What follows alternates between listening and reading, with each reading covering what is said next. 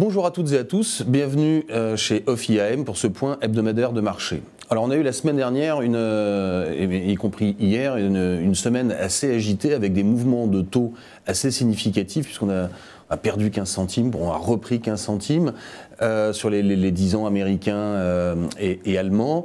Beaucoup de volatilité également sur le marché des actions.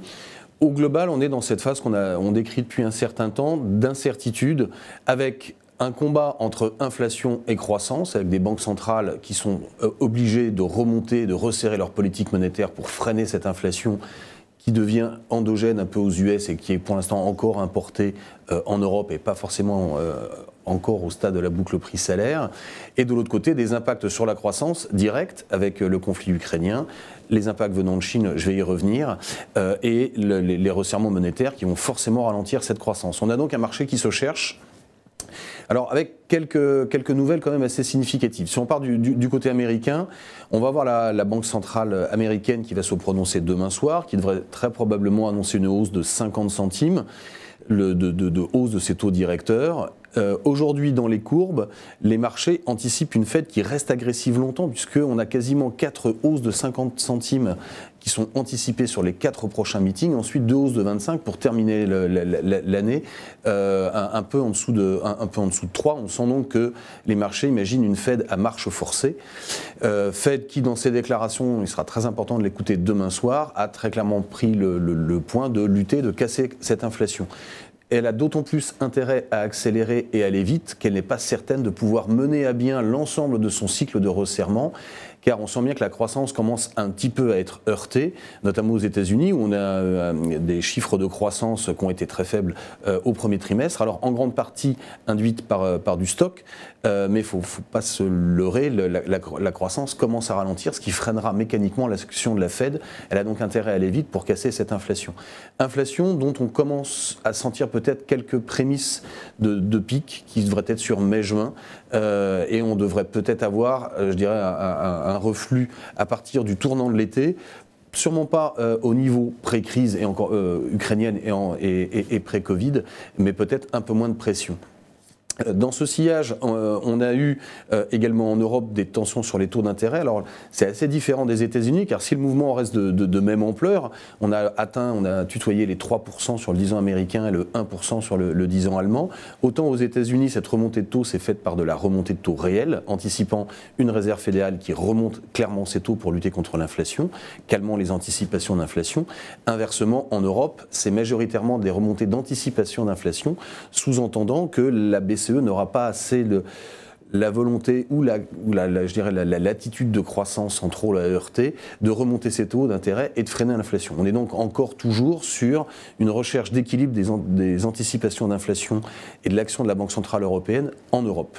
On a donc vraiment des taux d'intérêt qui vont rester encore volatiles, et tant que, je dirais, on ne va pas voir refluer deux mois de suite l'inflation sur les pics qui ont été atteints récemment, 6,6 sur le corps PCE aux États-Unis ou 3,5 sur le corps en zone euro, ce qui est beaucoup.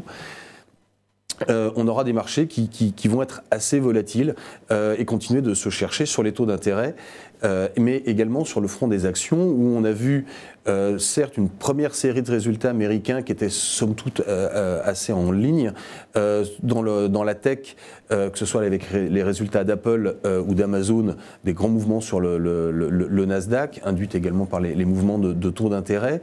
Ce qui a plus alerté le marché, c'est notamment dans la communication d'Apple, et ce qui est un risque aujourd'hui sur l'économie et la croissance mondiale, c'est le sujet sanitaire en Chine.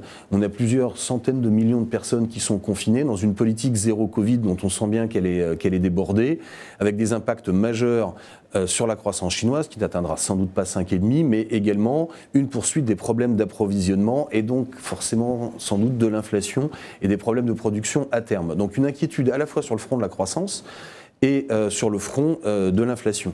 Ce qui ne laisse pas de rassurer, car évidemment les termes de stagflation continuent de se développer dans ce contexte-là, même si le gouvernement chinois a annoncé vouloir prendre, et a déjà pris et continuera de prendre un certain nombre de mesures pour soutenir cette économie, même si ce n'était pas le propos initial de Xi Jinping, en particulier sur le secteur technologique. On l'avait vu dans les trimestres précédents.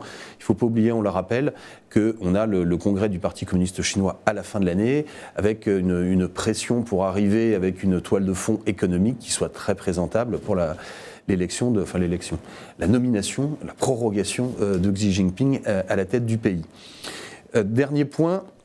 On a également le conflit ukrainien qui continue de se durcir avec des embargos imposés sur la Pologne, notamment sur le gaz, très probablement un embargo sur le pétrole russe horizon fin d'année, ce qui est assez fort, hein. C'est une grosse partie des exports, encore plus que le gaz, même s'il nous touche différemment, des exports russes. Aujourd'hui, ces tensions sur les prix de l'énergie ne se sont pas matérialisées car dans le même temps, le marché a anticipé le ralentissement chinois induit par la crise sanitaire. On pourrait avoir dans les semaines qui viennent, en fonction du régime des sanctions qui seront votées, de nouveaux durcissements sur les prix de l'énergie qui apporteront certes de l'inflation, mais également du ralentissement, sans doute de nouvelles mesures budgétaires. Donc on est vraiment à un tournant où on sent que la croissance risque d'être de plus en plus heurtée, avec une inflation qui ne va pas cesser hormis les effets de base que j'évoquais, si on a une nouvelle réaccélération sur les prix de l'énergie, donc encore très probablement quelques semaines, quelques mois de volatilité. Toutefois, en termes de positionnement sur les marchés, on pense qu'on commence quand même à être près d'un niveau où les taux d'intérêt anticipent assez nettement un net resserrement des banques centrales, en particulier aux États-Unis. De nouveaux dérapages peuvent avoir lieu qui emmèneraient les taux plus hauts en fonction de la communication de la Fed, mais le risque de croissance va s'avérer de plus en plus fort et grandissant, et qui, lui, au contraire, imposera sans doute un peu de modération sur les taux d'intérêt. On est donc probablement dans les semaines et les mois qui viennent sur des points hauts, où on les a peut-être pas encore vus, sur les taux d'intérêt, ce qui nous a fait repasser neutre, et si on avait des exagérations, peut-être probablement également à l'achat. Du côté des marchés actions, on reste également, je dirais, compte tenu de la volatilité autour de la neutralité. Il est difficile de se projeter avec les perspectives que j'évoque sur la croissance sur de réels marchés haussiers. Et inversement, le nombre de risques qui pèsent sur cette même croissance n'incite pas à prendre des positions longues. Inversement, pardonnez-moi, on sent qu'il y a quand même des mesures de soutien qui sont mises en place et seront mises en place, des résultats qui sont pas si mauvais que ça, des capacités à transmettre certaines hausses de prix qui, si elles génèrent de l'inflation, conservent quand même néanmoins les marges, et pour l'instant, pas de révision des bénéfices. Donc, pour l'instant, une prudente neutralité sur les marchés actions. Dernier point enfin, sur les marchés du crédit, on a à nouveau eu des tensions sur les spreads. On est repassé au-delà de 2% sur le rendement de la catégorie de meilleure qualité en crédit, l'investment grade, et à nouveau des écartements sur le segment high yield. On continue, compte tenu des rendements annoncés, à apprécier à partir de ces niveaux-là, on l'évoque, cette classe d'actifs qui permet de rentrer du rendement avec des conditions et des bilans des entreprises qui restent globalement sains, ce qui ne nous inquiète pas sur le côté fondamental du crédit. Voilà, je vous remercie de votre attention, je vous souhaite une très bonne semaine et je vous dis à mardi prochain.